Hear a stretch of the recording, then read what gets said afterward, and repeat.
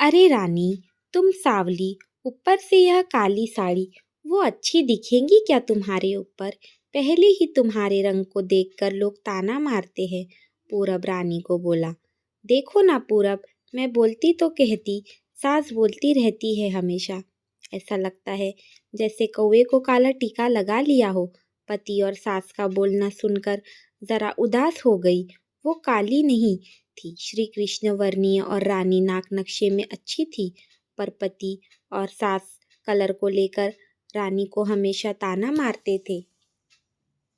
क्या करेंगी वो भी, वह गोरा और रानी कृष्ण वर्णीय। लोगों का क्या, वो तो नाम रखने में पीएचडी होते हैं। ब्लैक और वाइट जोड़ी बोलते थे दोनों को। पूरब का मन वैसे साफ था, रानी को अगर कोई कलर को लेकर बोलता तो उसे ज़रा भी अच्छा नहीं लगता था, इसलिए वह भी थोड़ा बहुत बोल देता था ताकि वह जिद ना करे। लेकिन जब वह बोलता था तो उसे इस बात का पछतावा होता था। उसकी माँ घर में हमेशा कड़वाहट रखती थी, आज भी वैसे ही हुआ। घर में उत्सव के माहौल में सुबह जब सास ने रानी से बात की तो वह थोड़ी घबराई हुई थी। उसका चेहरा भी शांत था। पूरब वास्तव में खुद पर शर्मिंदा था। अपराधी की तरह बैठने की बजाय वह काम के लिए बाहर गया। कई सारी महिलाएं काली साड़ी पहनकर सड़कों पर चल रही थी। सभी ही गोरी थी, ऐसा नहीं था, लेकिन उन पर वह काली साड़ी अच्छी लग रही थी।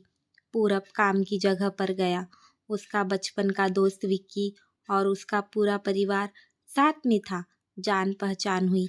तभी पीठ के पीछे से विक्की की पत्नी की आई। वह भी काली सावली ही थी, काली साड़ी पहनी थी उसने। पीछे से एक आवाज़ आई, प्रतीक्षा दीदी, अच्छी दिख रही हो आप। आपकी साड़ी भी अच्छी है और आप भी। प्रतीक्षा के चेहरे पर खुशी आई। उससे ज़्यादा विक्की खुश हो गया था। पूरब विक्की को कुतूहल से देख रहा था। विक्की ने वह देखा और जाना। वो पूरब के सवालों को हल करना चाहता था। विक्की ने पूरब से सीधे ही पूछ लिया, पूछो, तुम्हारे मन में जो भी है, मैं तुम्हें उसका उत्तर देने के लिए तैयार हूँ। पूरब पहले हड़बड़ाया, फिर वह बोलने लगा कि नहीं नहीं, ऐसा कुछ भी नहीं है। विक्की ने पूरब से कहा, तुम मुझे नहीं जानते कि मैं लोगों का मन कितने अच्छे से पढ़ सकता हूँ। तुम तो मेरे बचपन के मित्र हो। तुम्हारे मन की बात भला मुझसे कैसे छुपी रह सकती है। विक्की आगे बोला, चलो ठीक है, तुम्हारा सवाल मैं भी बता देता हूँ। तुम यही सोच रहे हो ना कि मेरी पत्नी जो रंग से काली है और आज उसने काली साड़ी पहन रखी है, फिर भी वह और मैं इतना खुश कैसे। पूरब सब कुछ शांति से सुन रहा था और कुछ भी बोल नहीं पा रहा था। विक्की बोला, काला रंग ऐसा रंग है जिसमें दुनिया का कोई भी रंग मिला दे वह भी कभी नहीं बदलना, यानी कि किसी और रंग की संगत में वह अपना अस्तित्व कभी नहीं छोड़ता। इसी प्रकार प्रतीक्षा भी दिल से एकदम उस कलर के जैसी है, कभी भी रंगीन ना होने वाली लड़की है। वह अपनी मर्जी से जिए, यही मुझे लगता है। मैं उसे खुश देखना चाहता हूँ। लोगों का क्या है, वह तो बैठे ही है बुरा भला बोलने के लिए। गोरी औरत रही तो छिपकली बोलते हैं, काली होती है तो चूहा या कौवा बोलते हैं। क्या क्या नहीं बोलते हैं लोग। ताना मारने वाले मारते रहे, हमें हमेशा खुश रहना चाहिए। वही मैं अब कर रहा हूँ। वो सुबह मुझे बोली, मैं कैसी दिख रही हूँ, अच्छी लग रही हूँ। तुम ऐसा बोलने पर उसके चेहरे पर वह कोलगेट स्माइल देखकर मुझे सकारात्मक ऊर्जा मिली। घर से बाहर निकले तो सभी बोलने लगे कि अच्छी लग रही हो भाभी। हम दोनों ने अच्छे मन से यह बात सोची, कोई ना कोई ताना मारने के लिए बोला ही होगा ना, उस वजह से जीने की दिशा क्यों बदले। पूरब को उसने घर का सुबह का माहौल याद दिया। वह खुद पर ही चिढ़ गया। उसे लगा वो सचमुच में गलत था। मैं ही रानी को दुख देता हूँ, उस वजह से सब उसे बोलते हैं। अब मुझे ही अपनी भूल सुधार कर उससे माफ़ी मांगनी होगी।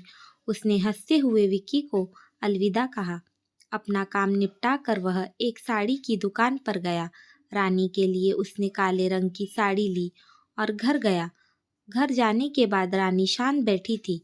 उसने रानी को आवाज़ दी और साड़ी उसके हाथों में दे दी। रानी को ज़रा अलग ही लगा। उसने प्रश्नार्थक नज़रों से पूरब की ओर देखा। उसने बॉक्स खोल कर देखा तो काले रंग की साड़ी थी।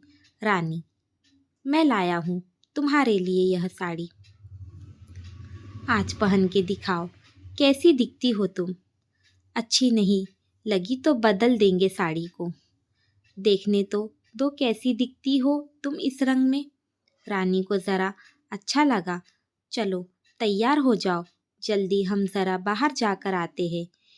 एक क्वालिटी के पास जाना है, उन्होंने बुलाया है। जोड़ी में पूरब का बोलना सुनकर रानी तैयार होने लगी। काली साड़ी उस पर हल्का सा मेकअप और लंबे बालों की चोटी। पूरब भी क्या, पूरब की भी माँ रानी को देखते ही रह गई। पूरब बोला, रानी सॉरी। हाँ, अरे लोगों की बातों में आकर मैं तुम्हें हमेशा बोलता रहा और खरा सौंदर्य किसमें है यह मैं भूल गया भी। रंग दो ही, यह जानकर फिर जीना छोड़ दे क्या, अपनी खुद की पसंद छोड़ दे क्या। तुम्हें काली रंग की साड़ी पहनना बहुत अच्छा लगता था ना, पर मैं हमेशा तुम्हें टोकता रहा। अब मुझे समझ में आया, किसी भी रंग में रंगते वक्त मन साफ हो तो खूबसूरती निखरती है। तुम चाहती हो वैसे ही जियो, मैं कभी भी तुम्हें नहीं बोलूँगा।